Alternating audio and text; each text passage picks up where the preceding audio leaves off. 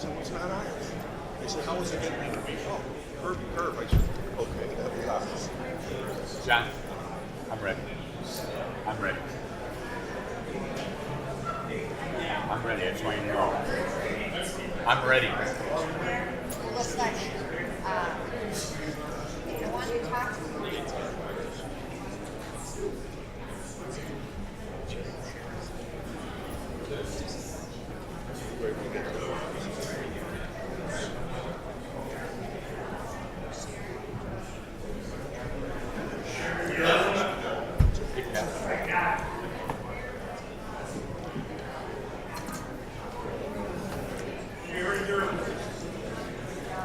Good evening. Good evening, John. How are you? It's good to see you. Any good? Yeah, in the land of Nod. You know, yeah.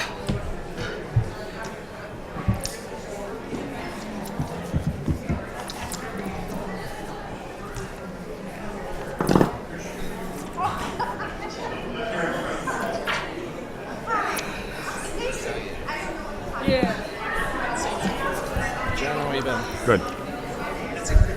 Is Mike coming? Do we know? Is Mike coming or no? I'm not sure. When did you go through basic? 88. 88. Who does?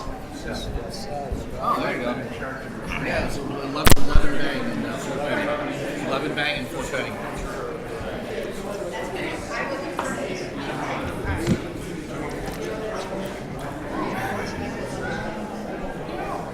So, I thought the chairs were doing it. I thought the chairs were doing the That's why I'm asking. It's fine by me. all right. Well, that's okay. I do have your information. I apologize. Joe's sick, and that's why he's not here. Yeah, I was like, it was nice to meet you.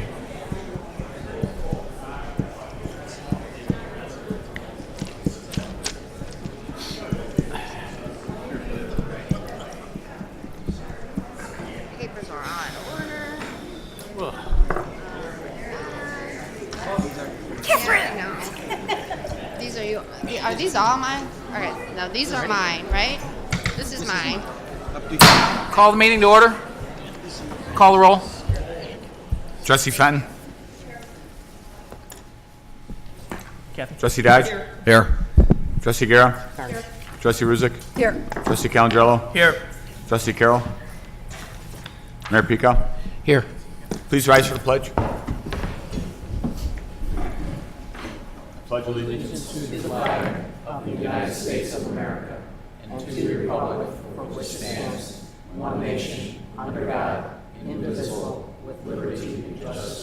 And could everyone please stay standing for a moment of silence for Commander Paul Bauer, who was laid to rest yesterday from the Chicago Police Department.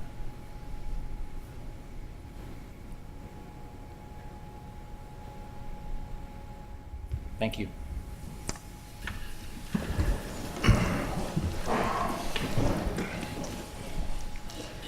Mr. Mayor?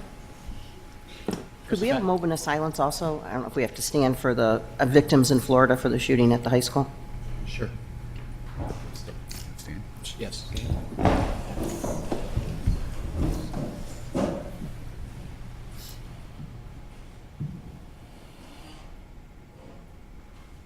Thank you.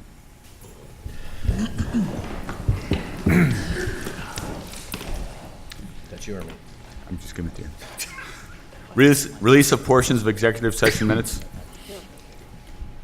Mr. Chairman, Trustee Fenton. move to approve the releasing of for public inspection of the entire 2017 year portion of executive session minutes that no longer require confidential treatment, excluding those minutes or portions thereof which the village attorney and the village board of trustees has marked as not appropriate for release at this time.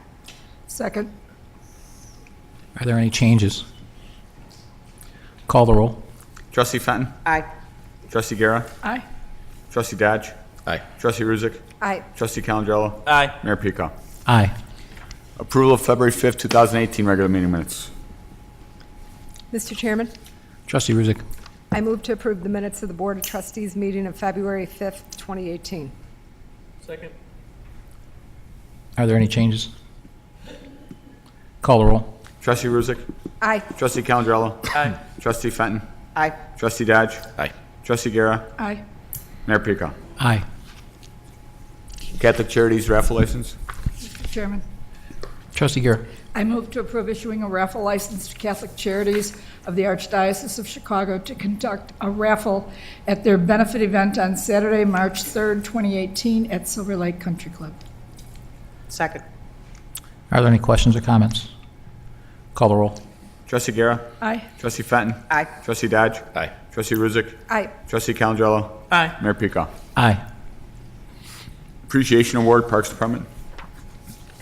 Trustee Calandrello.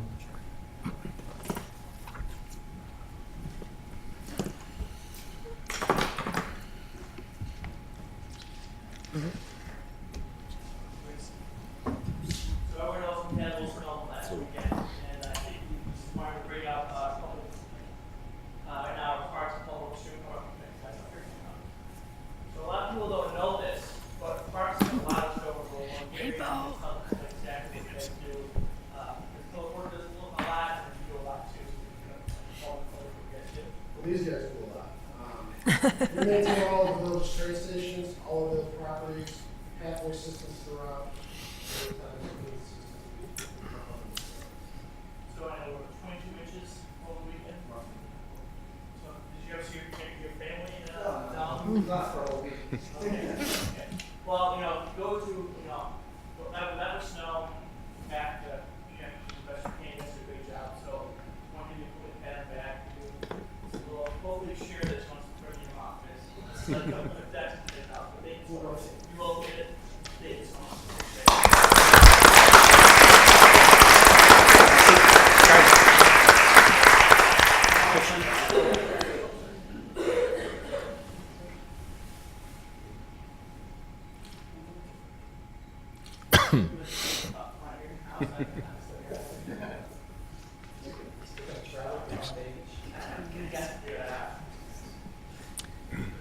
Appreciation Award, Public Works.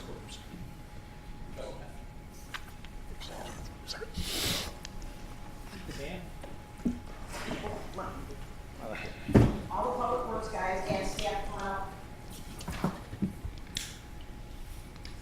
Bill.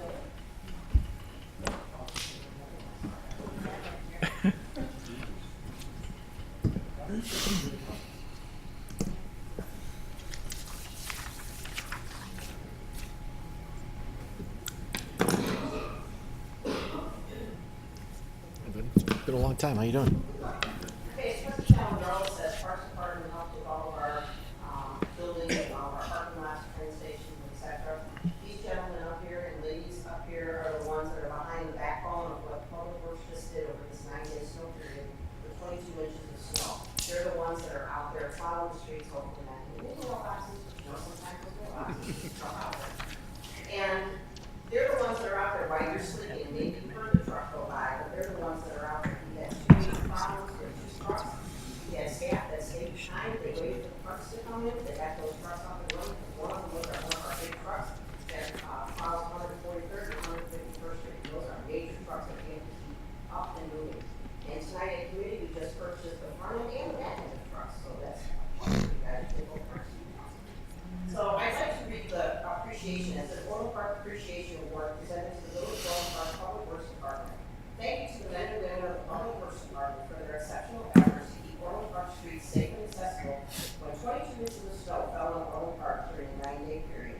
Presented this 19th day of February 2018. And this is just a minor group of the people who are down in that staff. They really worked their tails off to make sure everybody is able to get to their streets. I know some people get a little upset when the snow comes back by their driveway, but that's the least thing that we have to, I think, be concerned about, because they're out there on a day-to-day basis hoping there's no cars or trucks parked in the streets and they can get their job done, because they're here for you and for your safety. So this is just a little something to present to John and his staff. Actually, it's just given to Sam. To Sam? He's the snow commander. He's the guy that's in charge of the day-to-day operations. Remember Address and email, please. Sam and his guys and the other supervisors and the ladies, they're the ones that deserve all credit for making sure that the roads here stay safe. Just as a gee whiz, we have about 250 lane miles of road in Orland Park that we're responsible for. And just for a point of clarity, we're not responsible for the Grange. 108 Avenue, that's Cook County. But these guys and women, they drove more than 16,000 miles over the 9-day period. Just on that 3-day event of the 9th through the 11th, they drove 8,500 miles. And they put in, just on those 3 days, they put in more than 1,200 hours of work.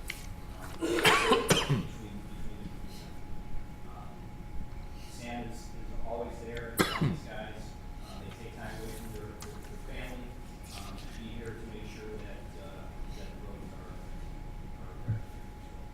And they've also already had their recap meeting, they had the Monday right after the snow, so they know what went really super great, they know where they might have a few little glitches, so they've already taken care of their issues, that when they met with Gary and his team. So they're on top of it, and I can't thank you enough for doing such a great job in keeping our community safe.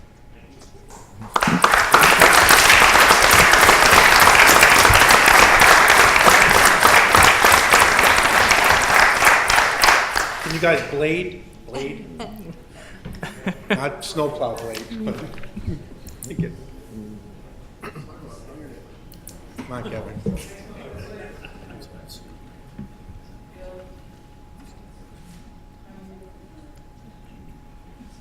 Bill, you standing up?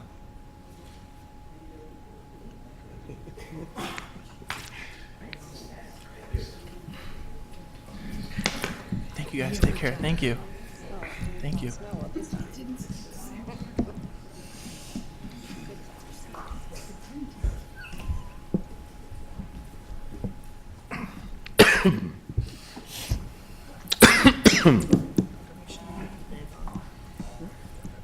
Thanks again to all the snow fighters. Having been a contractor in the past up until this year, I know what it's like for those guys to work continual shifts in snow like this, and it's not easy. It's physically and mentally draining when you get that tired. So thanks again for all that hard work, and keep in mind they're ready to go when it's Christmas, when it's New Year's, when everybody else is with their families. So thanks again. Mayor Peacock. Trustee Dodge.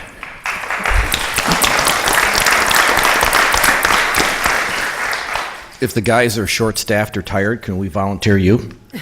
I did volunteer. I was a relief driver. They never called. Do we have enough insurance? Ready? Yep. Chairman Emeritus, Orland Park Veterans Commission.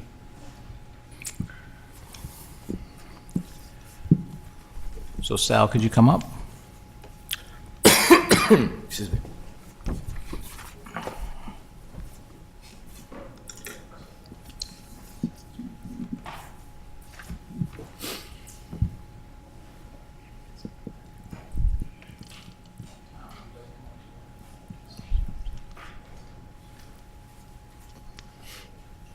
So we're here tonight to honor Sal Estrada as a veterans on the Veterans Commission, and to name him Chairman Emeritus for his work. And I'll leave this out loud as well.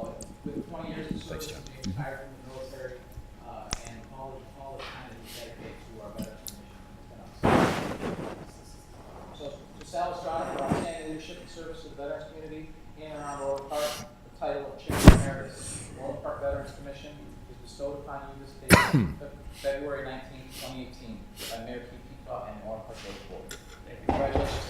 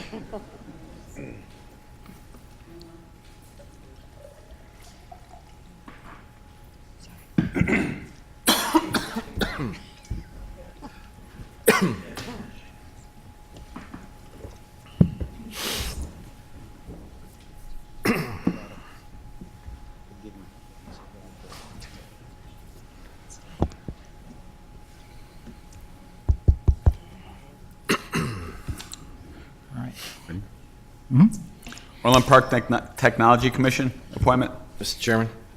We need to do the ordinance first. Mr. Clerk, the ordinance number, please. 5271. Mr. Chairman, move to pass ordinance number 5271 entitled Ordinance Creating the Technology Commission, establishing the membership and terms of appointees to said commission, and amending Title II, Boards and Commissions of the Orland Park Village Code. Are there any questions or comments? This is just a repeat of last week, but there was a technical glitch in not calling it an ordinance last week, so. Call the roll. Trustee Dodge. Aye. Trustee Guerra. Aye. Trustee Fenton. Aye. Trustee Ruzick. Aye. Trustee Calandrello. Aye. Mayor Pico. Aye.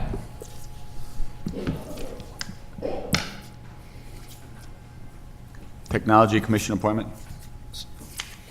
Mr. Chairman? Trustee Move- Dodge. Move to advice and consent to the appointment of Kurt Johnson to the Technology Commission. Second. And just so all of the appointments know, I'm going to swear you all in at once when this is over with. So, call the roll. Trustee Dodge. Aye. Trustee Fenton. Aye. Trustee Guerra. Aye. Trustee Ruzick. Aye. Trustee Calandrello. Aye. Mayor Pico. Aye. Technology Commission appointment. Move to advise and consent the appointment of Bill Bell to the Technology Commission. Second. Call the roll. Trustee Dodge. Aye. Trustee Calandrello. Aye. Trustee Fenton. Aye. Trustee Guerra. Aye. Trustee Ruzick. Aye. Mayor Pico. Aye.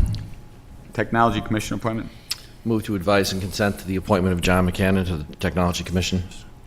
Second. Second. Call the roll. Trustee Dodge. Aye. Trustee Guerra. Aye.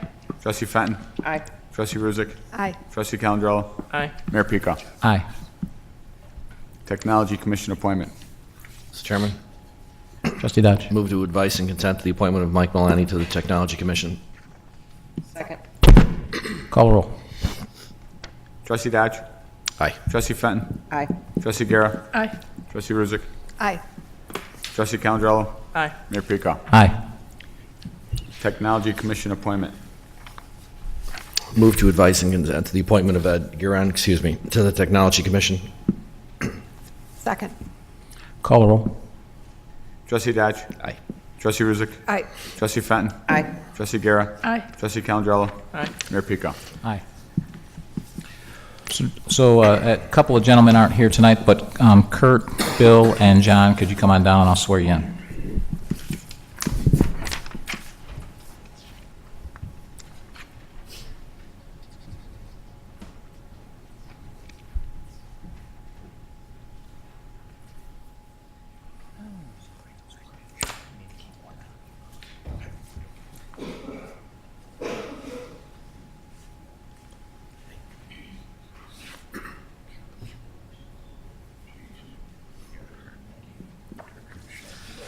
Raise your right hand and repeat after me. I state your name. Having been appointed to the office of the Technology Commission. In the Village of Orland Park. In the counties of Cook and Will aforesaid. Do solemnly swear. That I will support the Constitution of the United States. And the Constitution of the State of Illinois. And that I will faithfully discharge the duties of the office of the Technology Commission to the best of my ability. Thank you very much for your service. I appreciate it.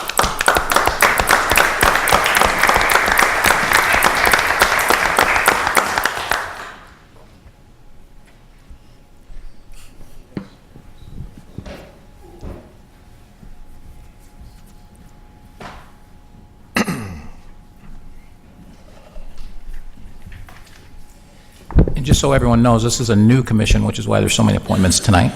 So they'll be standing that up to help us with our technology needs going forward and give us some outside perspective. Consent agenda. Consent agenda. A, payroll for January 26, 2018 to February 9, 2018, approval. B, accounts payable from February 6, 2018 to February 19, 2018, approval. C, transfer of 2018 volume cap ordinance. D, amendment to the village contracting and bidding procedures ordinance. E, IMRF resolution to include cash payments related to health insurance as IRMF earnings. F, ordinance amending parking regulations for the Main Street Triangle ordinance amendment. G, disposal of equipment ordinance. H, contract with Crushmore Group to conduct a feasibility and business plan for Orland Park's multi-sports facilities. I, Orland Park Health and Fitness Center, 29-piece selectorized equipment purchase approval. J, Recreation Department Program Guide, 2018 Summer Program List approval. K, 2018 distribution of 3 Recreation Department Program Guides through the Orland Park Post Office approval. L, Centennial Park Aquatic Center Variable Frequency Drives Bid Award, 18-003. M, Centennial Park Aquatic Center bulk chlorine purchase of 2018, 2019, and the option for extending to 2020. Mayor Peacock? Trustee Dodge. I have a couple of questions about item H. I don't know if you want to hear the questions or if you want to pull it for separate consideration. We should pull it. Okay. Move to approve the consent agenda, A through M minus H. Second.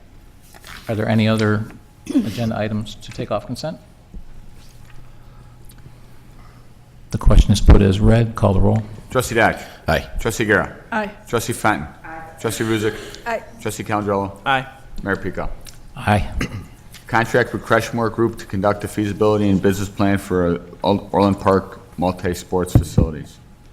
Mayor Peacock?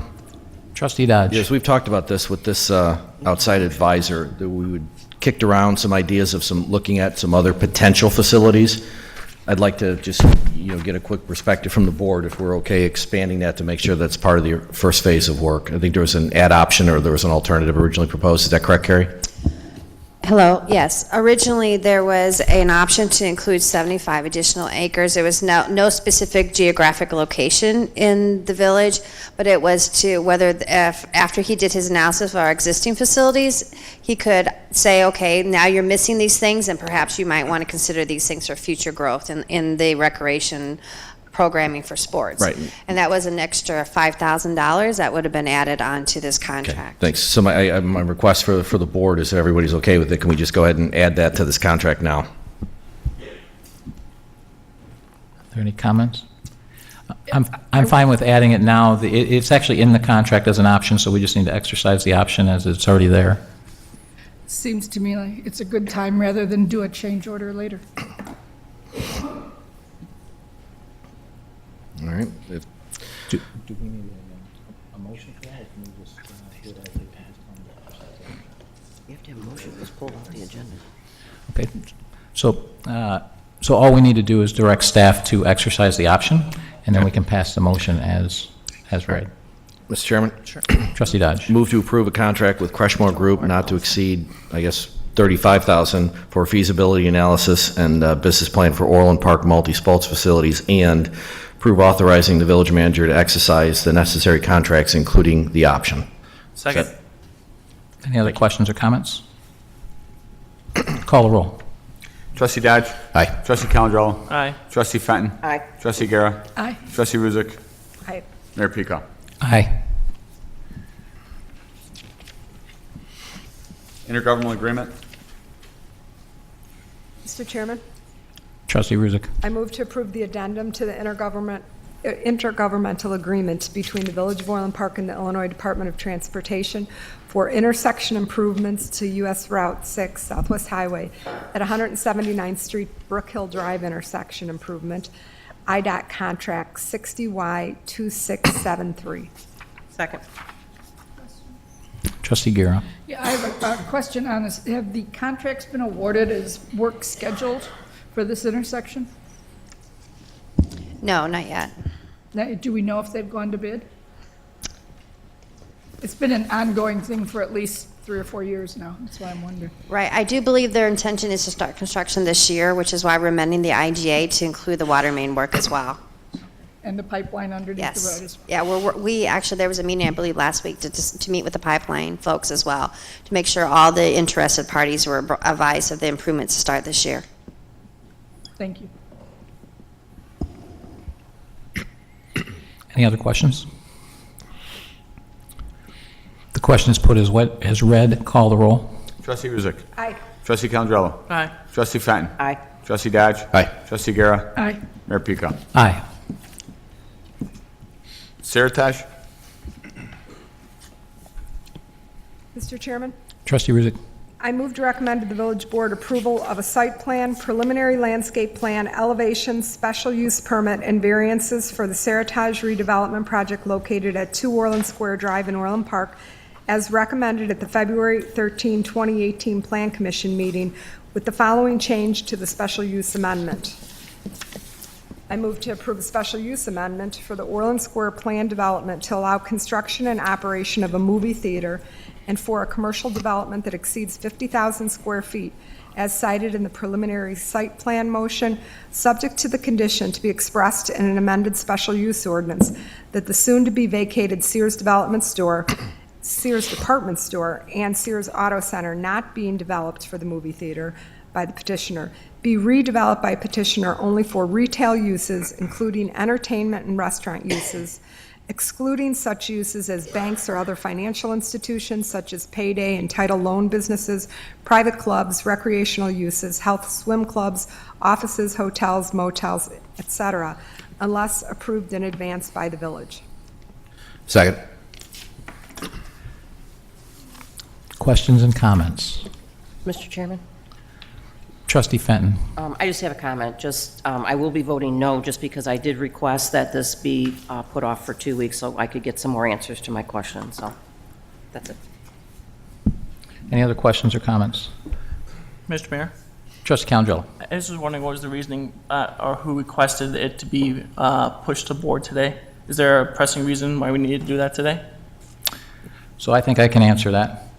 The back around about the new year, give or take a few days, I don't remember if it was before or after, I talked to Krashid Hoda, who's the person that was handling this, and asked him the time frame of the project. And he said it was looking like it was going to be sometime in March, which adds up to about 160 some days, and we tell our petitioners 60 to 90 days. So I asked Krashid if there was anything we can do to speed that up, and he said, well, one thing we could do is do board to committee, or committee to board the same night, and that there is, and then I asked him if there was precedent for that. He said there was, and I said, given how many times that these gentlemen have flown in from New York, which is 8 now, and that they're still at 139 days, and we tell them a 60 to 90 day planning window, it seemed like the appropriate thing to do for the petitioner, because there really wasn't anything challenging about the petition, from my understanding. Okay, I didn't want to know if it was staff's idea or was it kind of... I don't know that it matters. I mean, that was the discussion, so we didn't. And then it's been on the books since, what, first or second week of January for that, roughly? So it hasn't been a secret. Okay. And then, I will be voting for this project. I was just troubled a little bit about some of the unanswered questions regarding this deal has changed since it is petitioned to us. Now we have 107, with my back of the napkin math, square feet that we have no idea what's going to be. We're talking about the old Sears down, the shell of the seals, and I'm just a little worried. And I'm glad that we had a change of the motion talking about how we have kind of the say of what's going to go down in the bottom of Sears.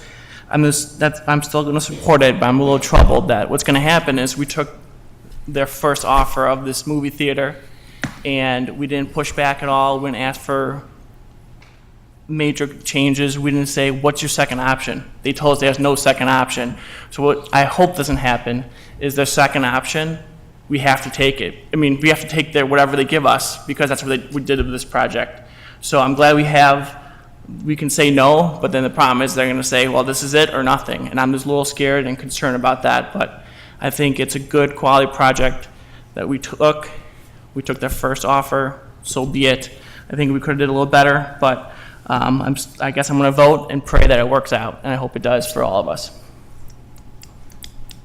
Any other questions or comments? Mr. Chairman. Trustee Dodge. I don't know if, we talked about it at length at committee. I don't know if we want to hear from some of the folks, some of the petitioners, in terms of just how challenging and dynamic retail is. And my only reason for bringing this up is, Trustee Calandrello, I share your concern, and I think we all share the concern that it's so volatile these days in retail, none of us really know what's coming. And so it might be healthy to kind of get some of those comments on the record, because as I said this at committee, I'd love more people to understand in Orland that that is a major economic engine for us. We can't do anything else in terms of some of the tax structures we live under and where we're located. So retail's been a big focus for us for years. So I wouldn't mind hearing again from some of the folks from Seritage or Simon, because it's got it. We need to have the conversation and get it out there in a public record.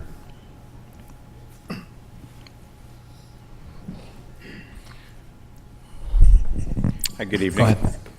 My name is Matthew McDonald. I'm from Seritage. My address is 489 Fifth Avenue, New York, New York.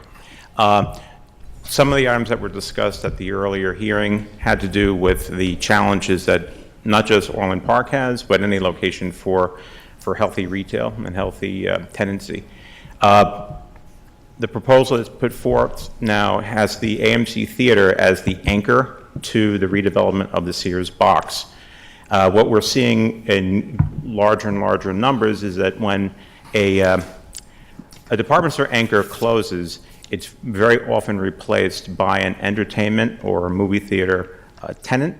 And what that does is it actually unlocks the potential for the remaining space to then be occupied by restaurants and other retail users, and that it's a draw.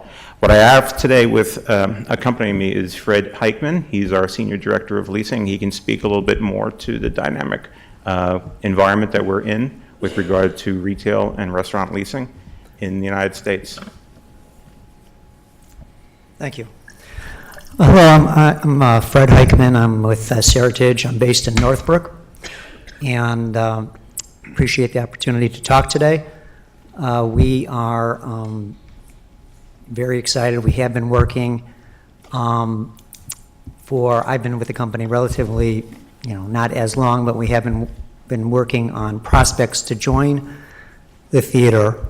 And I think what Matthew was mentioning is when it closes, not when the deal closes, when it's approved, not when the theater closes.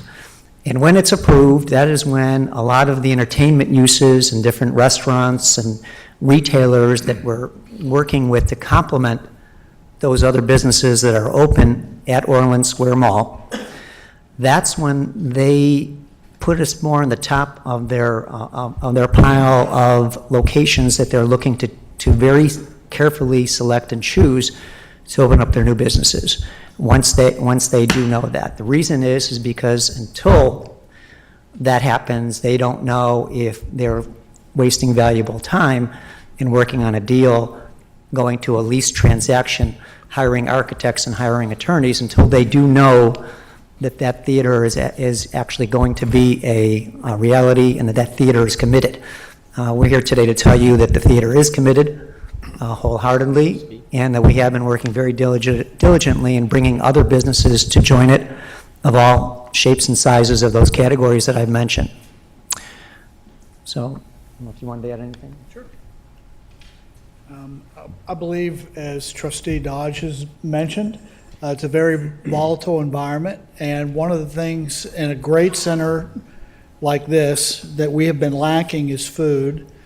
We have essentially one sit-down restaurant with an average wait time of an hour plus, and the theater actually allows us to bring in additional restaurants and, frankly, some users that are of the size that we can't accommodate today. We don't view it as a competitive situation. We view it as a complement, and we look forward to working very closely together to make sure we have a proper merchandise mix and that we continue to invest in the center. Good. Mr. Mayor? Trustee Calangelo. So, and not a lot of people know, Seritage and Simon are two different companies, and Seritage owns the Sears portion. So how do you guys communicate and talk? Because what happens if Seritage steals one of your best stores? Let's just toss out, I know Apple's successful stores. How do you guys talk to each other? You guys don't compete against each other, because at the end of the day, you guys are in business. How does that work? Well, right now there are several properties throughout the United States that Seritage has the Sears box and Simon has the mall parcel. So we actually have regularly scheduled or semi-regularly scheduled coordination meetings on that entire crossover of the portfolio to actually avoid this type of scenario that you're talking about. It would not be to our interest to poach a tenant from Simon. It would muddy the waters for not just our Orland Park property, but for the entire portfolio that we share crossover with Simon. It would just be extremely bad business to do that, not just for this property. Because you guys are adding more retail space. To a We're mall, adding, but where just we're like talking- Mr. Vosper said, right now the mall actually has a high level of occupancy. It's very, very well leased. With the opening of the Sears box, now larger footprints for different types of retail and restaurant tenants is now available in the Orland Square shopping mall, which was not available currently because Sears was there. Mr. Chairman? And most importantly, in this day and age, it's very important to have a lot of restaurant activity in a regional shopping center. It helps the tenants, extends the stay time for people that are eating and shopping, and it's just good overall. We're pushing to do our own outward-oriented restaurants. We have one in the works right now that's approved, about ready to be under construction. We need more, and frankly, this gives us the opportunity to do additional sit-down restaurants, which is very good for the center. Trustee Dodge. Just a couple of comments. So not that long ago, I had a very long wait in the Apple store. So is that going to get bigger perchance? Like maybe all 100,000 square feet? I'm kidding. But when I was in there, I mean, I remember chatting with some of the folks that work for Apple, and they said it's amazing how far and wide they draw customers because we're the only Apple store out here, so you get plenty of folks from Indiana coming over. So just kind of want to, I guess I'm encouraged that we've got a pathway here, but sometime back we gave a long-term contract to Waste Management. And since they are a national firm, they are seeing a lot of trends around the country of what other municipalities are doing in terms of waste disposal or things environmental. And I think, if I'm not mistaken, John, once a year, they come back to the Public Works Committee and kind of give us a sense for not only how we're doing, but what's going on in their business, right? And I guess my question for the board and for the combination of your firms, it would be helpful, since you're experts in this, and we've been partners at this for 50 years, we wouldn't mind more periodic communications from your firms about what's going on with retail broadly. Right? And so I'm asking, I'm getting some head nods, so we'll have staff contact you. Once a year, come back to one of our committees or before this board to say, this is what we're seeing nationally, because one of the things we've always struggled with is America is overstored. Would you agree? Right, so retail will continue to change.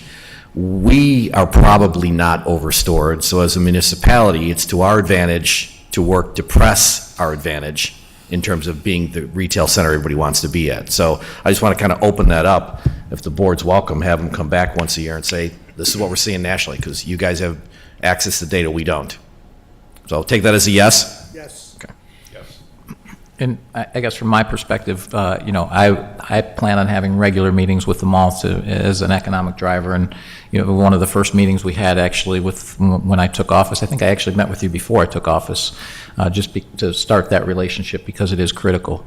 And to Trustee Dodge's point, we've lost a fair amount of sales tax revenue this year, and there is an Amazon effect to that, but there's also the effect of people taking a left turn or a right turn on I-80 away from Orland Park because of the additional stores that are in Mokina, that are in Tinley Park, because they're actually up a little bit. And that's partially because they're starting from a very low base in that area, but that definitely has an impact on us. So it is important that we maintain our economic driver and our regional center. Trustee Guerra? Yeah, and if I can add, as Trustee Dodge said, we know, for example, the Apple Store, how well it does and how they certainly could use a little more room. What I didn't realize is that the Apple Store is not a common commodity.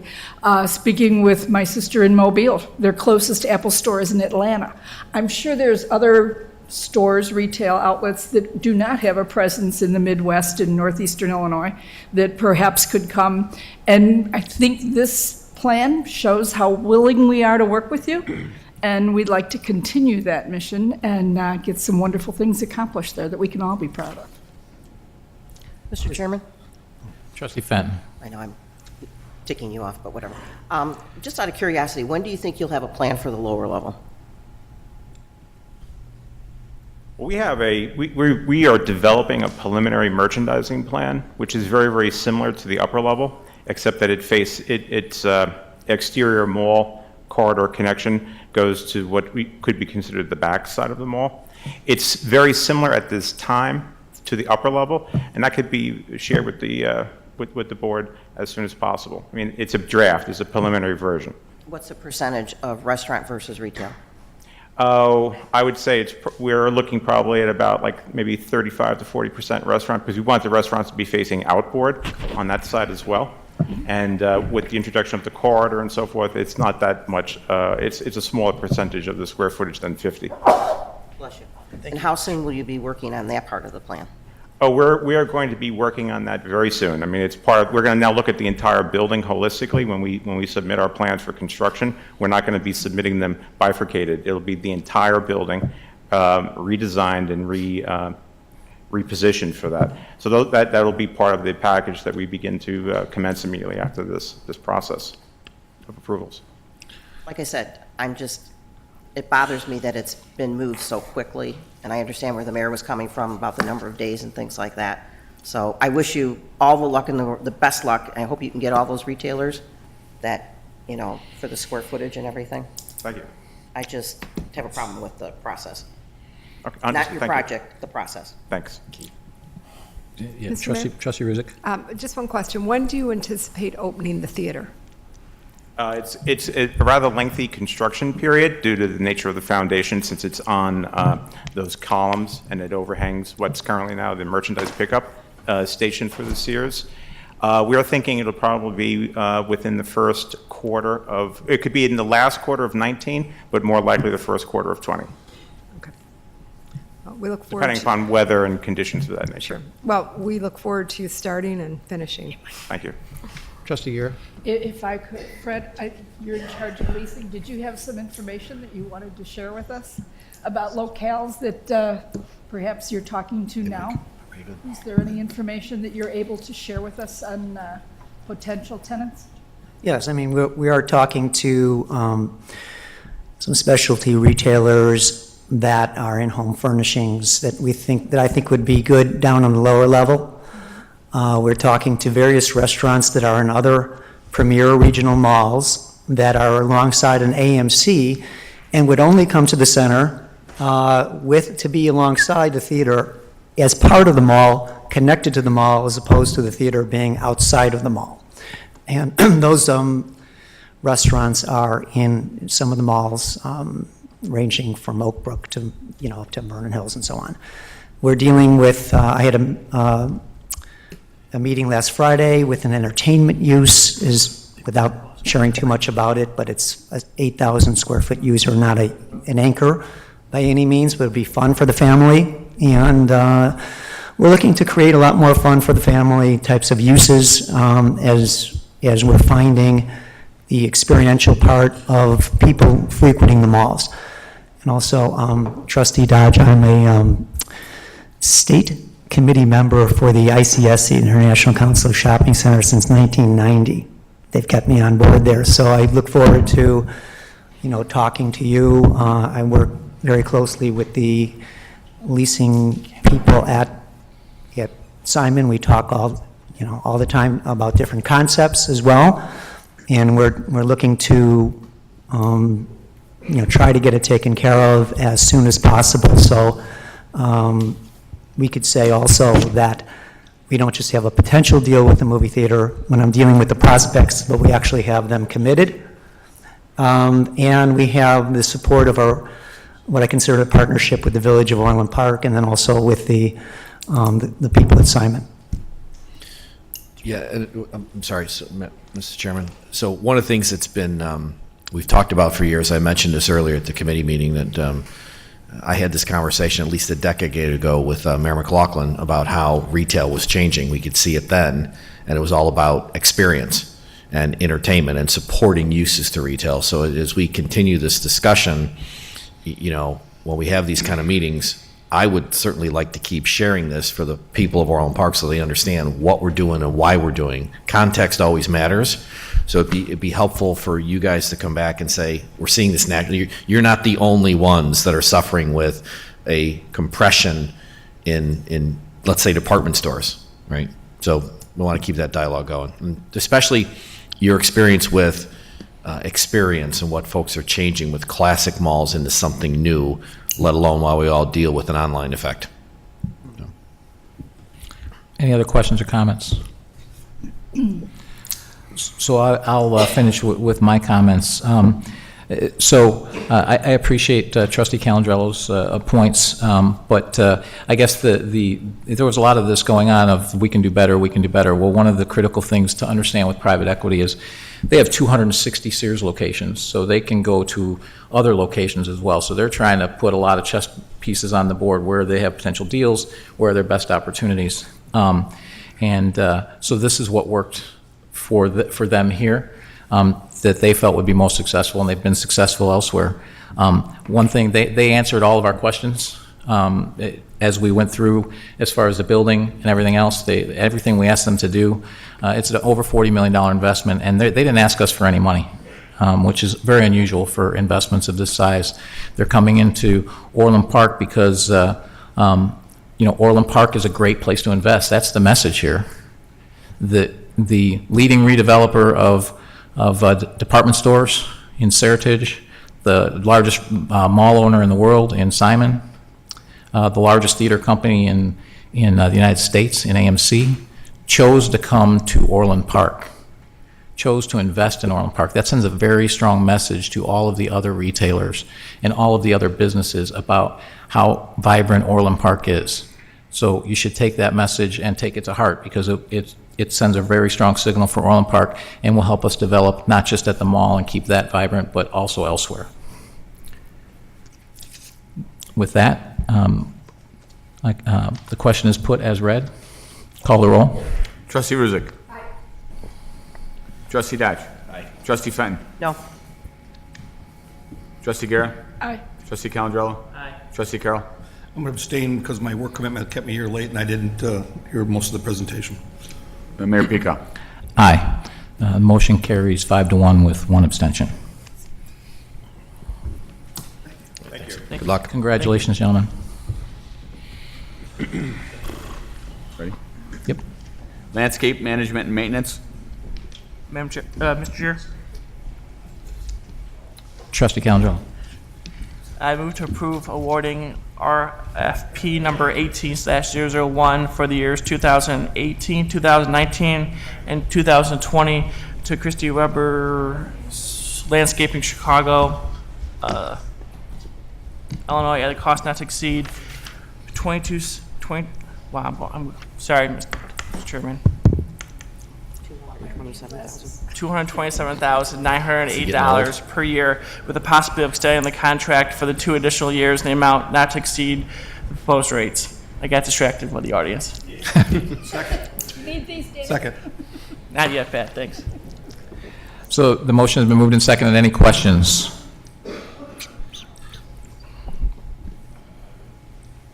So I have a question, because I am familiar with a couple of these firms that have lower bids that my experience tells me do reasonably decent work.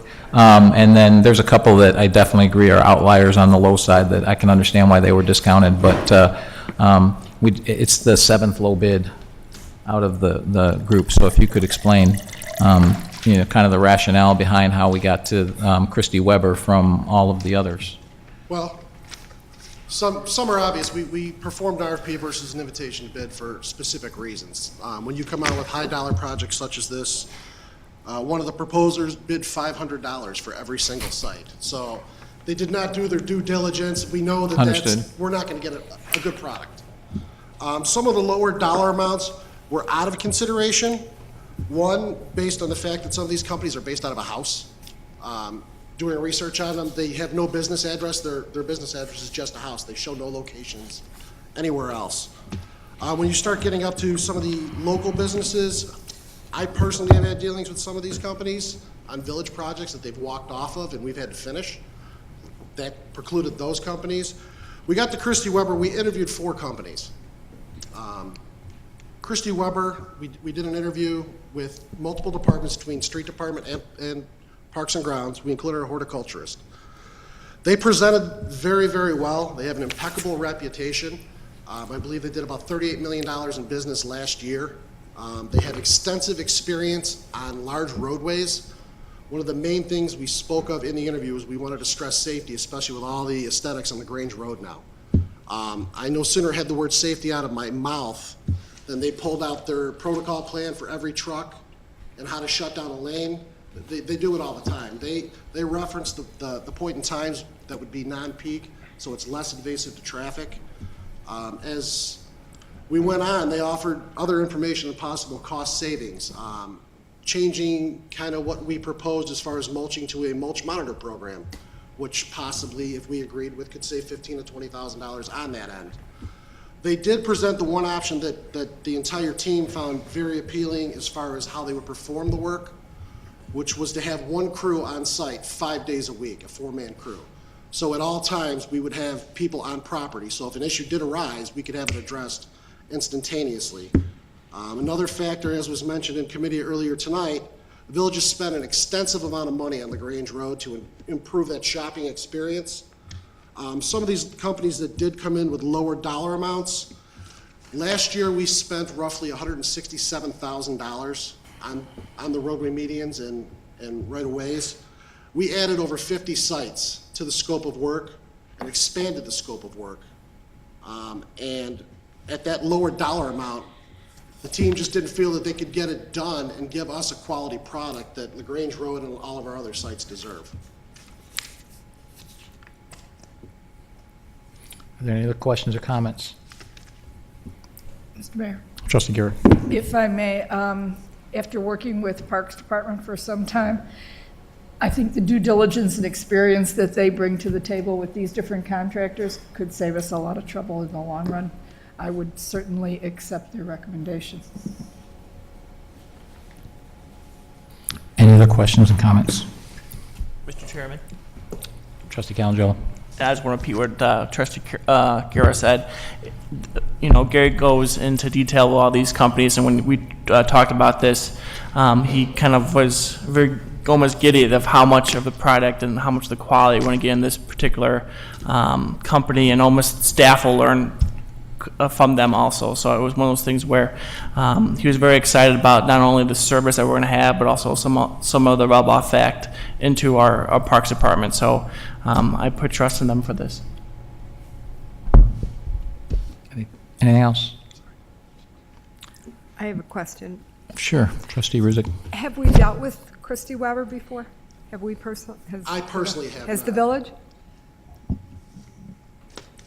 We have attended, she does, her firm does actually quite a bit of regional training on sustainability and green technologies and green roofs. So we've had interaction with her in the past through those training sessions that her firm puts on. She's highly, highly respected and highly regarded in the Chicago region.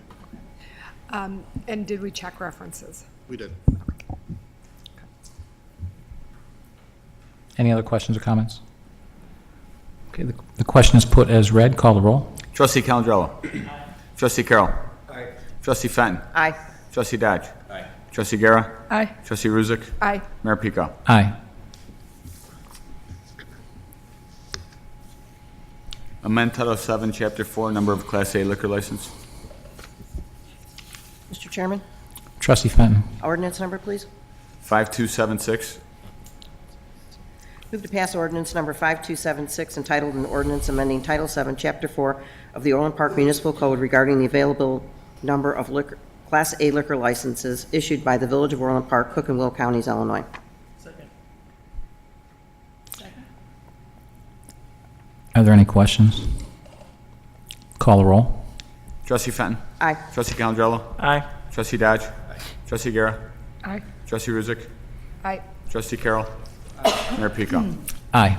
Proposed LED street lamp replacement. So this is a discussion item. So one of the things that came up, and we're still waiting on the T12, T8 LED information, but one of the things that came up on that was the potential payback period on replacing LED street lamps. And yeah, there's a significant cost, potentially $4 to $5 million, but actually that would pay itself back in about 8 years, and then it'd be continued savings for about another 12 before we have to swap out bulbs. Also in discussion with businesses that have done this, other municipalities have done this, they've all seen that payback, so it's not like it's something that's just pie in the sky. In my opinion, that's a good use of looking at getting an RFP, seeing what that would cost to do, especially given the current incentives that are out there, and see if maybe that's something we should look to do. If there's a payback period of 7 or 8 years, that's something we can use this additional debt capacity that we've cleared up. That's the proper use of debt, is to do something that we know we have a payback in 7 or 8 years, and then we're going to get another 12 years of useful life out of. That's a great way to take advantage of our great debt rating and the excellent cost of money that we have right now. So my thought is to ask staff to put together an RFP and to go out for an RFP and to discuss it amongst the board to see if you'd agree. Any comments? Mr. Mayor, Trustee Guerra. are you interested in doing it all at once or a phase-in type of project? I don't see why, if the numbers pencil out, I don't see why we wouldn't do it all at once, since we wouldn't be doing it. We'd have a contractor doing it. What is Public Works Director? We currently have $500,000 budgeted in FY 18 for the replacement. That was anticipated with that $500,000 that it would be a phased approach, so we would have to see how we could come up with the additional funds if we wanted to expand the scope of work. Well, I think the first thing is if you do an RFP and you figure out what the costs are and what the payback period is, then we can look at how do we come up with funds. Mr. Chairman, sorry, are you done? Yeah. Mr. Chairman?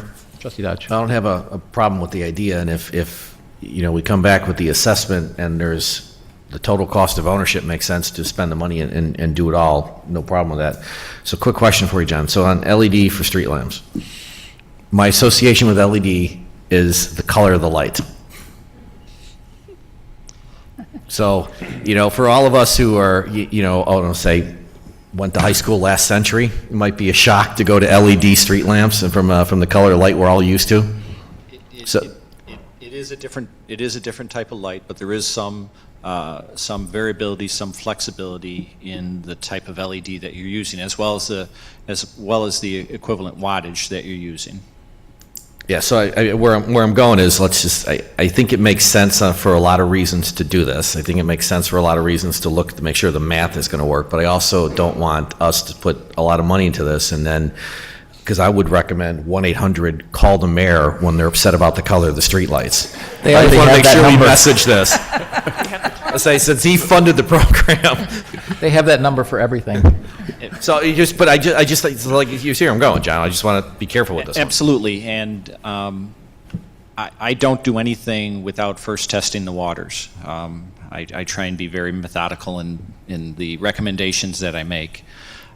His block first, and then we'll see how his neighbors. We have had LED lights up around the village in various locations for a number of years. We have already converted very smaller areas to LED, and the complaints are minimal. I know of one complaint where the resident was concerned about the brightness of the light. So we have LED lights that we can look at. We can look at lowering the wattage maybe. But the complaints that we've seen, when we have 3,200 street lights throughout the village. We probably have about 60 LED lights. So while it is a very small percentage, it is a good representation of what we can expect. Yeah, I for one don't mind the brighter, given a lot of folks' concerns about security. So you see plenty of folks that do. I just it's pretty sensitive because somebody will be upset. So, Mr. Chairman? Trustee Carroll. Since Trustee Dodge pointed out those of us that are long in tooth and short in hair, yeah, we've already been through a change in color of streetlights in our lifetimes, because when they went to the mercury lights, they were a different color than we're used to prior to that. So I think that's something we can all adjust to. Mr. Chairman? Trustee Garrett? One other concern, I believe the state switched over to LED with the traffic lights. And there was a problem with the snow because it didn't give off any heat, so snow could accumulate on those lights. Is there a fix for streetlights? The problem with the traffic lights is that they're vertical, and snow can accumulate when it's blowing. All of the street lights are all facing down, so that generally is not a bad problem with snow blocking it. Makes sense. Trustee Ruzick? So John, you mentioned that there's 500,000 in the budget, 2018 budget for Yes, ma'am. streetlight, for conversion to LED. Specifically. How many streetlights would that get us converted? It was anticipated to be over, I believe, 9 years, if I'm not mistaken. No, I mean, I'm not sure. So you're saying it's a $4.5 million, half a Correct. million a year for 9 years? Right. So 400 lights, or 350 lights? 350 lights. It all depends on the specific light that we go with. Right now, we utilize a GE light. GE is a little bit more expensive, but we also know what we're getting. We've had great luck with it from a longevity perspective, from both LED so far and the older high-pressure sodium that we currently use. So 350 lights. okay. Trustee Fenton? For personal homes, you can buy, I just bought some, and you had your choice between yellow, white, and blue. So do you still have the same choices with the streetlights, or do they just say you have two choices, and how do you determine which choice to pick? You have flexibility in the type of light that you're getting. Yes. How do you choose? I think we try and go with something that's going to be closer to what people are used to, but we also want to make sure that we're not impacting the brightness of the light or anything like that. We want to take full advantage of what the LED provides. Anyone else? So my, I guess my position is to direct staff to go out and start to draft an RFP, to go out and take a look at this. Why not get 5-6 companies to bid? Right now, there's a lot of companies doing it, and we might get good pricing. And again, the cost of money is cheap. Why wait down the road where it could get more expensive and the incentives may no longer be there, especially considering something that it appears to be has such an obvious payback. Sounds good. I would agree. So it sounds like the board agrees to go ahead and do that. Understood. If I could just offer one other comment. Also, along with the streetlights, we also can take a look at the communication with streetlights. Now there's also the ability to utilize some of the current infrastructure that we have with our smart point transmitters that are used to read water meters. There's also technology out there that we could install a module on each of the streetlights that would communicate back to us and tell us exactly when the street light goes out. In other words, we wouldn't have to rely on the residents to call us and say, hey, there's a street light that's out. We'd get a report every day to do that. And also it's a two-way communication portal. If we wanted to, if we get street lights that are dimmable, and that all depends on what we want to pay for. We can dim the street lights. We can flash the street lights. There's a whole lot Can we of give different individual communication. homeowners their own programming? No, we don't want to do that. Remote control for every house, Darren. Yeah, dim it, we're going to sleep. SOS signals. I just wanted to make sure that the board's You know, I aware think that putting that there's- on as an option makes sense. There's a lot of different technology out there to take advantage of it. Okay, great. Night-night. All right, we can move on, I think. Minor business cities to consider for life and business and recreation. Mr. Chairman, Trustee Carroll. I move to approve entering into a contract from Modern Business to provide video production and distribution services in an amount not to exceed $24,900. Second. And I guess I'll give the backdrop first, since I've been involved in this. You all were here before when we talked about what this would do. They would provide a scripted program, 3 to 5 minutes long, probably going to be closer to the 5 minutes, given all that we have here in Orland Park. And they would come out and shoot for a full day, 10 hours. And they would create a segment which would air on Fox Business. It would also air 34 times regionally as well. And all of the contract information that was initially sent to us, they changed all of the contracts to meet Attorney Fricker's questions. So those have all been changed. So our attorneys looked at it, and everything meets that, as has our finance. And from a financial perspective, just so you know, one of the ideas that we had is they're going to conduct 3 interviews they'll conduct one with myself, but they'll conduct 3 interviews with businesses that we choose. And so there are businesses that are interested in actually cost sharing this, and we do have a commitment from one business already to put $6,000 towards this. And they'll get interviewed, but they'll also get the benefit of being aired. You know, they'll probably have a short segment, but they'll also we get all of the B-roll for all of this, so we can put it on our website, and so they get the benefit of continuing to see on the website. So, Will they be able to use their own separate video for marketing purposes, or only as a whole? no, we get the B-roll, so we can slice and dice it. We can slice and dice and do all of that, and we also get a 30-second commercial if we want to do that as well. So it moves us well down the path. This is exactly the stuff we've talked about at the Economic Development Advisory Board, needing to market the village. It gets that portion of it done. And I know Trustee Dodge has talked about drones flying overhead and all that kind of stuff, which would be great. We could do that, but we would have to coordinate all that. This way, they're coming out and they're doing it, and we are also getting these spots on TV, and we get to pick the regional markets. The one company that did commit to the 6,000, what I told them is they could have 6 of the regional market choices. Most likely, they're going to be in our region anyways. So, any questions or comments? Mayor Peacock, for John, so we'll do a drone shot of one of your dimmable lights with blue color in front of Kathy's house. Just gotcha. Any other comments or questions?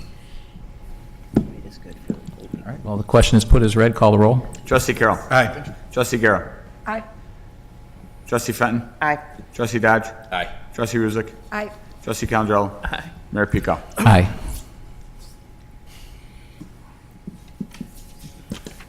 Action after snow report with Public Works.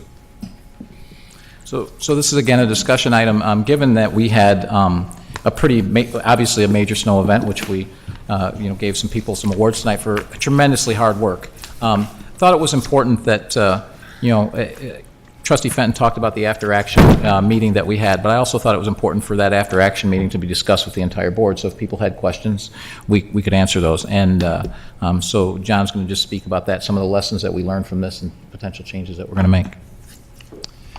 We did identify that we did we did do one street. We only did it once, or actually we drove down it twice. The street that was in that route, the driver that was in that route, there was no rationale or anything. It was just something that was missed. So it was unfortunate, but we were able to work through that. Once we identified it, we responded immediately and had that taken care of.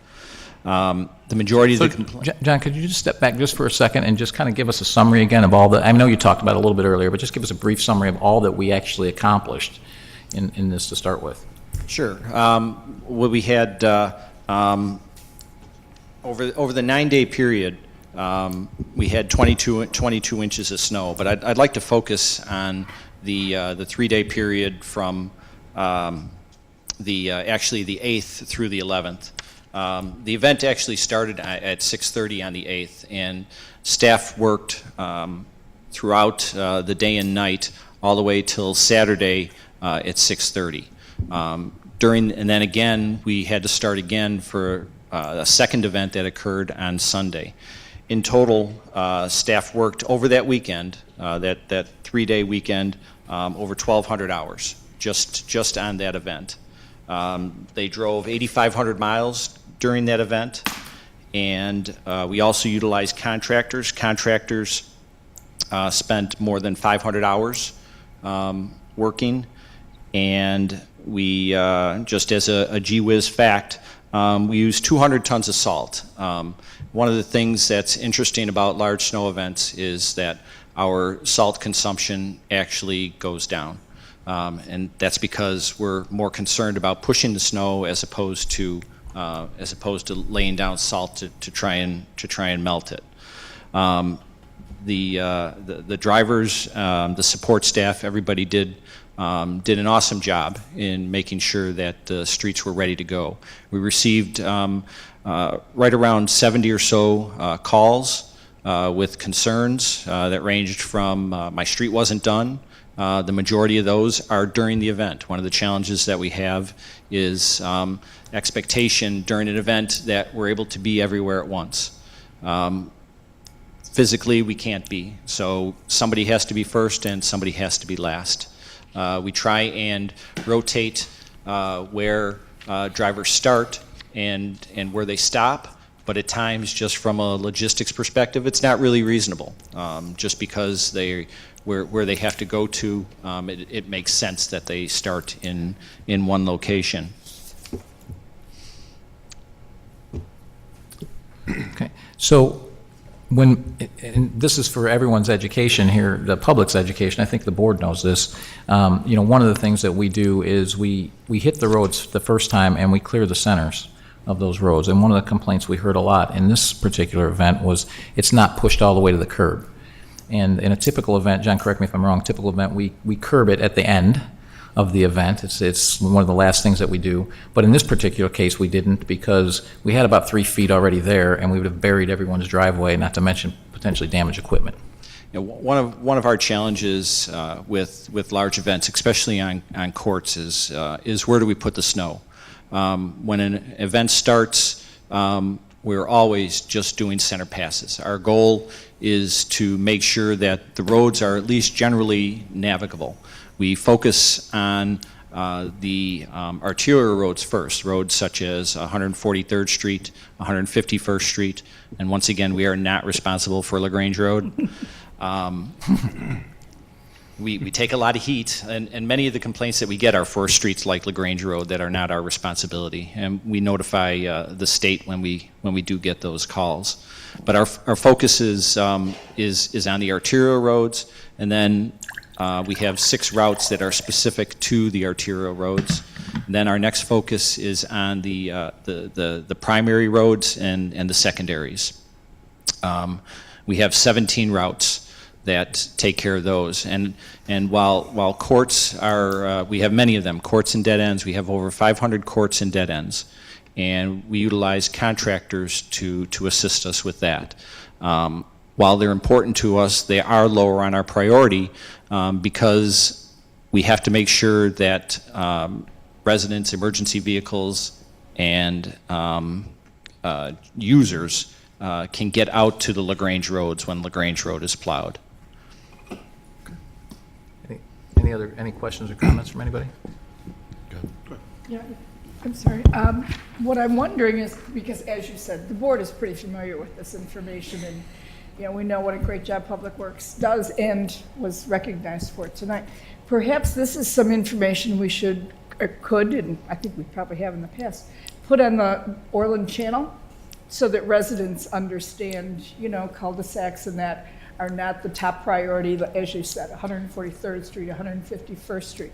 Maybe if we ran it on the public channel, residents might understand a little better. I know we got one letter from a resident that thought we should arrange for driveways to be cleared and sidewalks to be shoveled. Right. It's just not realistic. Trustee Garrett, I answered that one, by the way. Mr. Mayor, Trustee Garrett, just to that end, and Village Manager Joe Lamargo couldn't be here today, and he wanted to express his appreciation to the Public Works Department and Parks and Grounds for their efforts on that snow event. The pre-planning, just to your point, the pre-planning meetings that John and his staff had before the event and during the event, a big component was some of the social media, our website, getting the information out there. I know some of the information regarding jurisdiction that we put out early on was met with, some comments from the residents saying they just want to get us prepared for what they're not responsible for, and that's exactly what we wanted to do. But we also sent out a code red message to try to inform them in some of the things that Public Works and PIO does before the winter season is get that information out describing their exact action plan, how they addressed an extraordinary snow event such as this. So I would just touch on that, and we tried to keep the community abreast of how the event was going on throughout the event via social media, Twitter, Instagram, and in the pre-planning meetings and the event meetings that we attended. Any major event such as this, as the mayor touched on the after-action report, what did we do well, what could we do better? And there were some things that were identified that we need to do a better job. But I will tell you, John's staff, from past experience, that they've been involved in these events, I think they did a phenomenal job. Mr. Chairman? Trustee Fenton? I just want to let you know that I got a lot of compliments from the residents on the Code Red phone call. They felt it was very a lot of information in it, very informative, and they greatly appreciated that phone call. And on the complaints, how many of, I just want to take a show of hands on the board. How many of you received complaints individually or as a group? Got a couple. Yeah. So pretty light. Right, but it happens over the weekend, and it was relatively light, but some of them were legitimate. Maybe yeah, some. Not many. Well, But there was driveways and sidewalks. I guess the point that I'm making is that over the weekend, there's messages left on the mayor's phone line. There's 800 messages call left mayor. on other people's lines. So what's the point of contact? So I think one of the things we could get out there is this is the place to call so that you're aware, because we're not perfect. We might miss something, and it's nice to know. And I think to Jim's new IT Technology Commission that he's going to be the liaison for, that it'd be very helpful to have that as part of our website and our app going forward so that people can report that and try and get people going through that one. It's 1-800-CALL-KEITH with all the complaints. We've got this wired up. I'll send you a memo if you need to put it in writing. But I do have a serious question for John. So you guys have been doing this for a million years, doing a great job. When you get a ton of snow like that, it's hard, right? And so I guess as you guys look at the routes in the village and optimizing staff and the equipment, is it based on experience, or is there anything out there that algorithmically would help us to kind of figure this out if you're not already using it? We have AVL on all the vehicles. So one of the things that we're starting to look at is how we can, what you call optimize the route. We use AVL right now more as a forensic tool to help us understand where we might have had some challenges, but it will definitely in the future be something that we utilize to help us better manage. As I mentioned, Sam Brokop was the snow commander. He has been in that position for all of 3 months, and he's been doing a great job. And he came into it bringing some different ideas about how we can maybe manage our snow events. And one of the things that he brought to the table was how we utilize contractors. We'd always utilize contractors on their own disparate route, separate from what our route drivers were doing. So what he did is he proposed having the snow contractors work more directly with the plow drivers, with the route drivers, so they can communicate about where they're at, where each of them are seeing challenges. And that's been working out really well for us. So as probably we move forward next year, we'll redesign those routes to accommodate that. Yeah, because I think broadly this, right? Because you guys get the calls as well that if you get the center pass done, then people can get in and out of the subdivision pretty easy. And then if it takes a while to get to the curb, so be it, right? We live in northeastern Illinois. We didn't move here for the weather. So at a certain point, it's like, yeah, it snows. But it's just, and I don't know, I'm posing this as a hypothetical.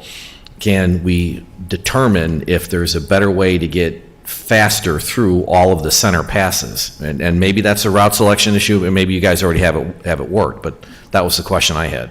From a methodology perspective, the way what the route drivers are directed to do is to make center passes throughout the entire route. Then after those center passes are done, if the snow has stopped falling, one of the things we have to take into consideration, especially with an event like we had from the 9th through the 11th was that the snow continued to fall. So they made center passes, and where they started, there was another 2 inches of snow on the ground, so it looked like we were never there. So that was one of the generators of complaints, that we never went down your street. Well, in fact, we did. It just got covered again. So after the snow stops falling, they make center passes throughout each of the entirety of each of their routes. And once the center passes are done, then they go into more of a subdivision by subdivision area perspective. So they want to clean an entire subdivision curb to curb.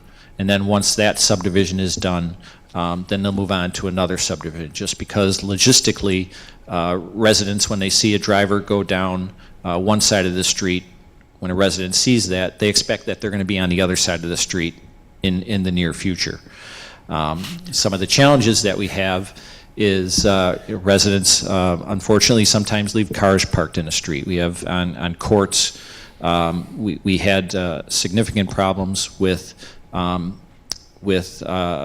contractors not working for the village, but for private residents that were piling the snow in the middle of the courts. So when our contractors went there to plow the street, they were faced with an enormous amount of snow, or snow that they just couldn't move.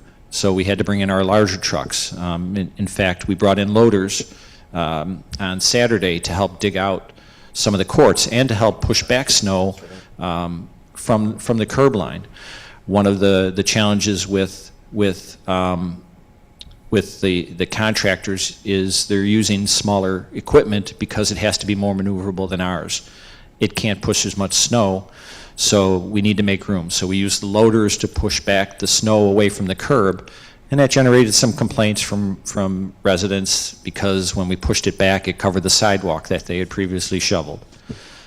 So everything that we do has a consequence, but we do it for a reason, and typically to facilitate the next event that we're going to be facing.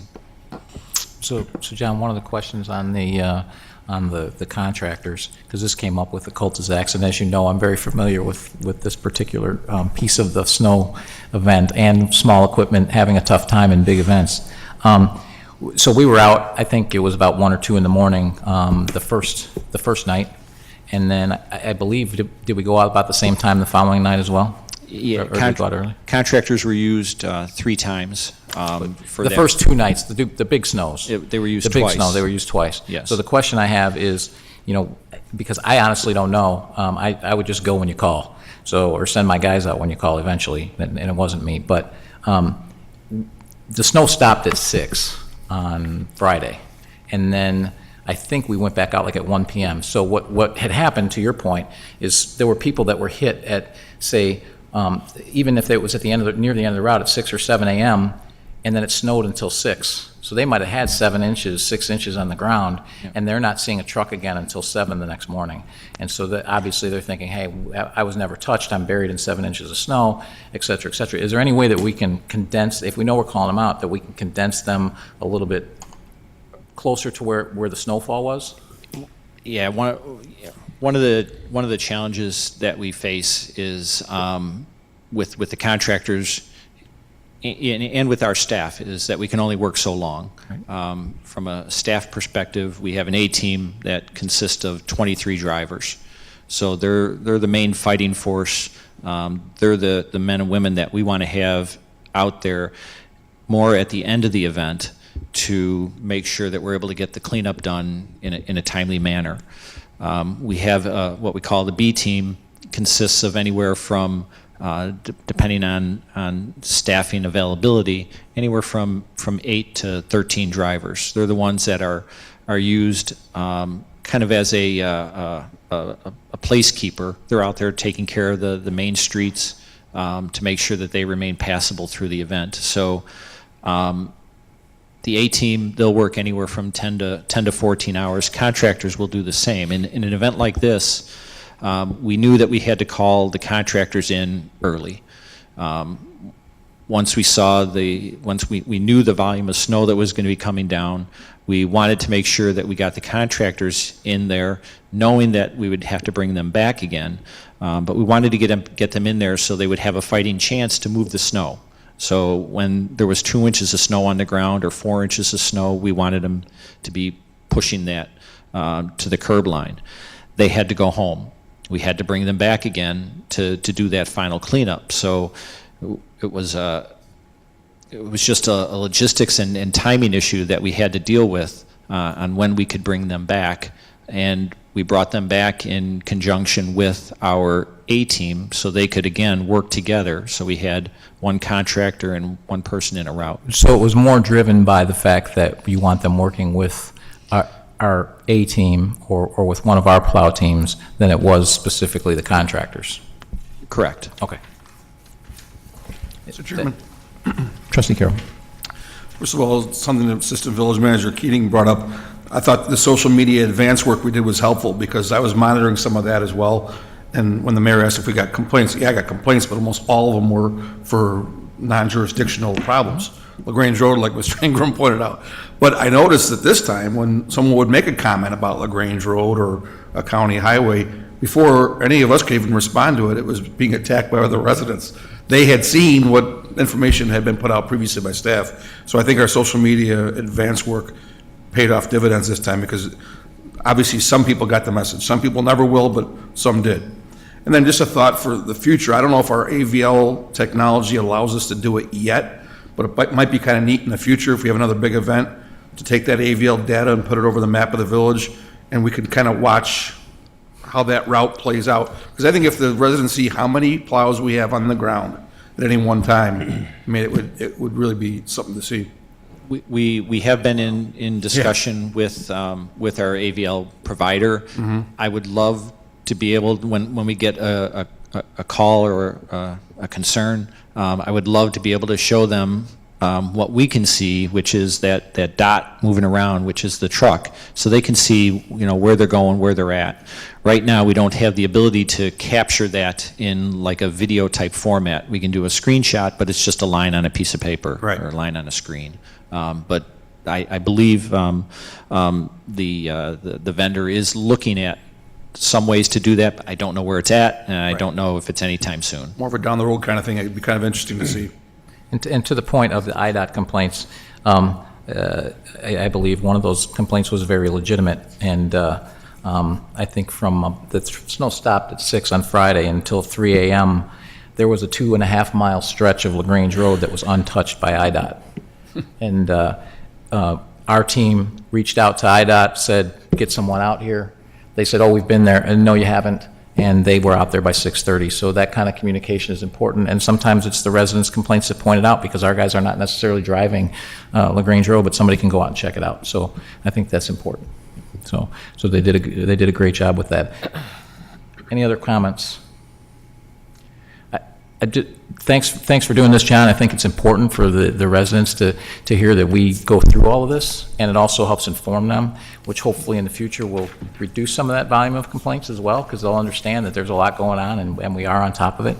Some other things that our drivers have to deal with, just so you know, we've got people standing in driveways so that our guys can't plow and push stuff up against the driveways. I've seen people walk out in front of plows before, throw shovels at plows.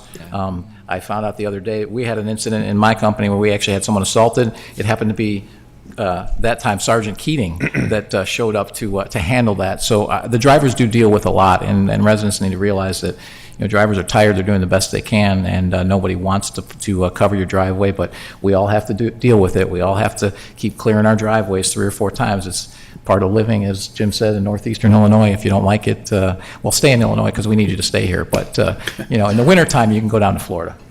Only one shovel thrown at us this event. Maybe we can dim the lights. Is that below or above average? Is that a misdemeanor? Felony assault with the shovel? What are we doing, John? It is a misdemeanor. Actually, there was another incident on social media that our PIO identified, and it was investigated by the police. It was a frequent flyer to the village, and so it was addressed. We take that seriously, though. Is that police speak for someone we engage with often? Frequent that is flyer? affirmative. Yes. Just check. Yes. Okay. could be a deadly weapon. I could be not help. So with that, I think we can move on. Thanks a lot, John, for giving us that feedback. I think that's really important. Thanks, Gary. I say that all the time. Electricity aggregation bid award.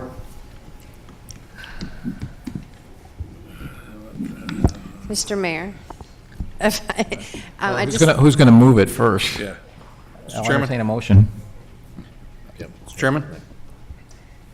Trustee Carroll. I move to approve authorizing the village manager to execute a purchase agreement with Nordic Energy for the supply of electric energy to village residents pursuant to the village's electricity aggregation program and consistent with the village's adopted plan of operation and governance, subject to review by the village attorney, and to approve for a period of 16 months at a rate of 7.155 and consistent with the proposed master power supply agreement with Nordic Energy, or to approve for a period of 28 months at a rate of 7.140. Well, Now, what are we doing? yeah, I'll put all three in and we'll have to, I guess, amend it after the presentation. Or to approve for a period of 28 months at a rate of 7.140, consistent with the proposed master power supply agreement with Nordic Energy, or I move to approve suspending the electricity aggregation program, and the board can decide to go back to the market at a later date. Second. Okay, it's been moved and seconded. Assistant Manager Freiling. yes, we got revised, updated quotes this afternoon, which you all have up in front of you.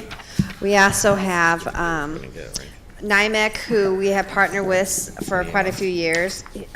Miss Sharon Durling is here to answer any questions, but the motion that was just read by Trustee Carroll is actually going to change based upon the handout that you have in front of you tonight. So if you look at the very bottom of the Nordic Energy, we're still recommending Nordic Energy, and I'm going to give the floor to Sharon in a second. But the rates have changed since this was attached in Legistar on Friday. So now the rates have gone for a 16-month period, the rate is now 7.380. So that would substitute the 7.155 on the motion that was just read.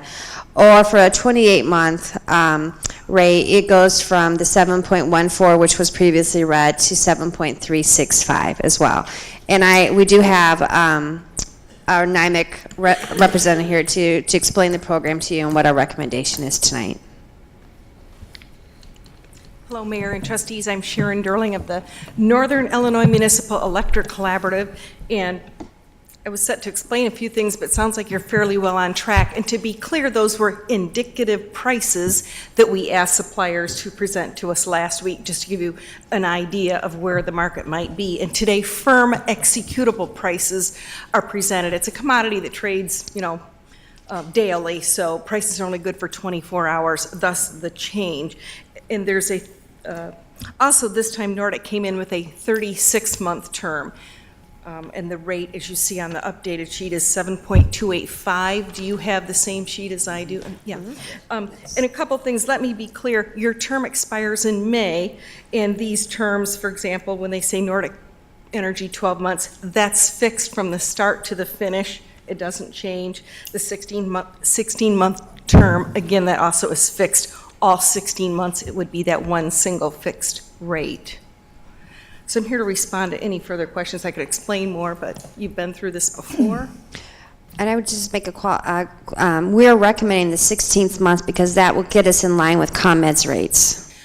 Yeah, the reason we did that, we usually ask for 1, 2, and 3 years. We put in some odd months here. The reason is your term expires in May. We don't know what the new ComEd rate will be until sometime in mid-May. So you're going a little bit blind here, not entirely blind. We do know that there's a portion of the ComEd rate that's going to go up about a half cent. So we have industry analysts telling us it'll range 7.5 to 7.8. But if you were to take a little longer term, and it just so happens it's a lower rate as well than the 12-month, you're in a better position next year, so when you receive bids, you know what the ComEd rate is, and just gives you a little more assurance rather. Mr. Mayor. Trustee Garrett. First off, when we first got into aggregation, I believe we dealt with Nordic. Are they out of Oak Brook Terrace? Yes. Okay, so they were our first introduction. Yes. And at that time, if I'm not mistaken, if the ComEd rate should drop below the rate we had, there was an out in the contract so that we could take advantage of ComEd. Is that in this Yes. new contract? That was included in the contract. That hasn't been available any longer. That's when margins were really wide. You could kind of drive a truck through. So a guarantee is not available for the village so that everyone could be pushed back to ComEd. However, if you'll look in column 3, we just call that escape clause. Any ratepayer can leave the program at any time for no reason at all and would never incur a fee of any sort. In other words, individually, people could leave, but the Yes. village as a whole could not. Yes. All right, thank you. Thank you. Mr. Chairman? Trustee Carroll. We had also, in the Finance Committee, discussed having the 16-month matchup with ComEd, so I'll amend my motion to approve for a period of 16 months at the rate of 7.38 cents per kilowatt hour and consistent with the proposed master power supply agreement with Nordic Energy, and I would strike the last 2 paragraphs of my original motion. Second agrees. The amendment has moved and seconded. I have one question. So if we go with the 16 months, what would you anticipate the average savings to be compared to the ComEd rate? That's a good question. I figured it out. Well, first of all, what is the ComEd rate? We don't know. We got a range of, industry analysts told us 7.5 to 7.8. Some folks said 8 cents, but I don't want to be fairly conservative. Annualized, that would be roughly $37 per household, so add another 4 months, so a third of a year, going in the direction of $50 for essentially the same electricity, no difference in service. Okay. So, and since we've been doing the aggregation, this has never, it's only benefited our residents, correct? And I understand they always have that option to opt out, but let's be real, who's comparing this, on a personal level? I don't, and I listen to this. So I don't think the average resident is going to be doing that. But as long as they've stayed in, they have not lost money, correct? I'm going to have to defer. I'm not an expert on this. Have they lost money versus ComEd? Any ratepayer who's been in the program from the beginning is up $427 if they've been in through the entire 6 years. There's been some months where it's flipped a little bit. So every month, have they saved money? No, but if they've been in every month from the beginning, that's $427 per average participant, including small businesses, and a cumulative $8 million village-wide. Are there any other questions or Mr. comments? Chairman, just to make sure, Trustee Carroll and question, so if we're going with 16 months, it looks that it will be a savings versus what the likelihood is for ComEd, correct?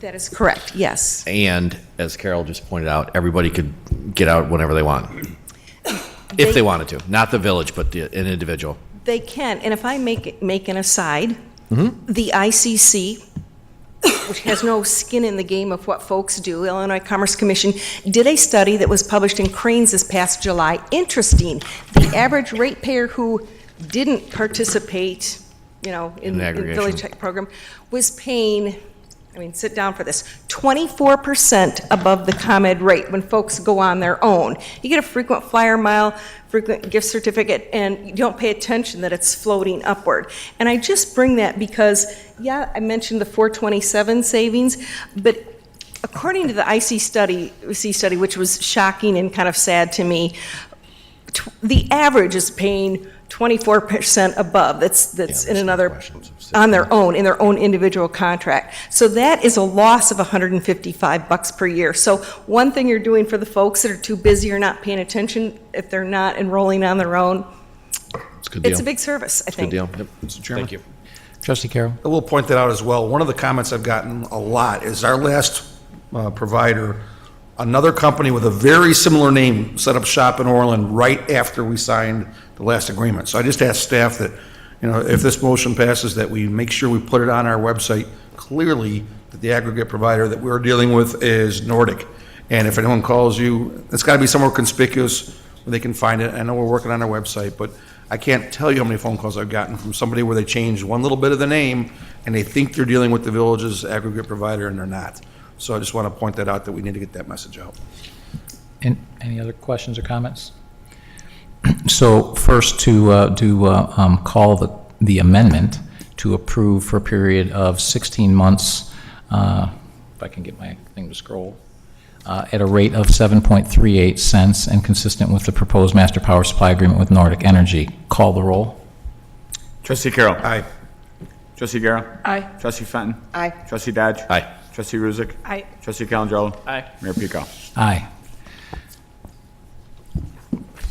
Now to approve the main motion that was moved to approve authorizing the village manager to execute a purchase agreement with Nordic Energy for the supply of electric energy to village residents pursuant to the village's electricity aggregation program and consistent with the village's adopted plan of operation and governance, subject to review by the village attorney for a period of 16 months at a rate of 7.38 cents and consistent with the proposed master power supply agreement and with Nordic Energy. Call the roll. Trustee Carroll. Aye. Trustee Guerra. Aye. Trustee Fenton. Aye. Trustee Dodge. Aye. Trustee Ruzick. Aye. Trustee Calandrello. Aye. Mayor Pico. Aye. Yeah. So we have non-scheduled visitors. Jack Smith, do you still want to speak, or you good? Okay. Sorry, I didn't get this when we were already ongoing, so I apologize. And then we'll move for board comments. Trustee Fenton? None at this time, just other than thanking staff once again for doing such a great job during the snow. And I wish Seritage the best of luck with renting out 200,000 square feet. Trustee Calandrello? I just want to also thank staff again for great snow removal, and I know it's a tough job, so thank you. It's tough just doing my sidewalk, but very exciting news. I do want to thank all the trustees for supporting this and the mayor that the farmers market is back. I want to thank staff. They worked very hard finding the money, finding the staff. I want to give Nancy, who's not here, or Gary, who's here the whole meeting but left the last 5 minutes, kudos. Now I could sleep with, I think I could get off the couch because my wife loved farmers market and threatened to move if I didn't get it back. So I want to thank everyone for the hard work. I'll make those jokes. I hope they don't make it in the press. But it's going to be a little bit shorter. It'll be 8 weeks instead of the whole summer, starting from the holiday until stopping at the taste, or going into the taste. So I just want to thank everyone. I want to thank staff for the hard work. I want to thank all the trustees for their support in this, and the mayor. It was hard to figure it out based on budgetary concerns, but we did it. So I want to thank everyone for that. That was a lot for not much to say. I usually get paid by the hour. Trustee so. Ruzick? No comments. I took the... Trustee Guerra? I would only repeat the compliments to our staff. They handled that snow event so well, and I don't know the last time we had 22 inches of snow in a week. I don't recall, and I don't look forward to another. They did a great job. Trustee Carroll? Well, all I'm saying is during the 2.5 years I was Public Works Chair, we had no major snow event. Trustee Fenton takes over and we get Snowmageddon. So I'm blaming her. I apologize for my late arrival. I had to preside over a 256 count hearing this evening that started at 4 o'clock and got done about 7:30. So I would have liked to have been here to see all of our staff get the recognition they deserved. So I'd like to thank them for the great job they did over the weekend. It was quite a challenge, and I think they rose to that challenge, and I personally want to thank them. Trustee Dodge? Just echo the comments. Appreciate what staff did, and appreciate the fact that we can have these kind of discussions to try and make it better. And then just broadly at a national level, it's just when you think about Florida and all the other things like mass shootings, there's got to be a better way. So I want to thank all of staff tonight for all their hard work. Thanks to the board. This was a critical project that was passed tonight for Orland Park and redeveloping Sears. There's probably 240 towns in the United States right now that wish they had something going in, and they're in scramble mode. So it's great for Orland Park, and it really does say a lot about what we have in Orland Park and how investors are looking to be here, because this is the place to be. Not only that, we accomplished a lot tonight. We set up the new technology commission. We hired a consultant to analyze John Humphrey, Centennial, and Catchy Park to improve its utilization and the economic benefits to the village. We are proactively taking a look at LED lighting, which is a lot more environmentally friendly and potentially could save us money in the long run. We moved our economic development forward by getting our marketing moving. And we also, thanks to John Ingram for stepping up to the microphone, increased the transparency to our residents. That public after action on our snow removal is good for residents to hear and good for them to understand, and our staff did a phenomenal job. I know how hard it is. I've been there. This is probably the third largest snow event we've had since I moved back in 1998, so they did a phenomenal job.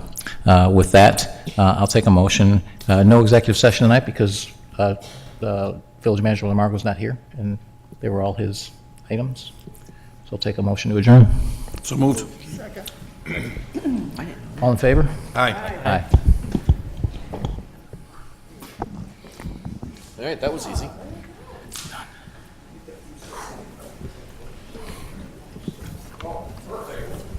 Hey, do you guys want, you guys hungry?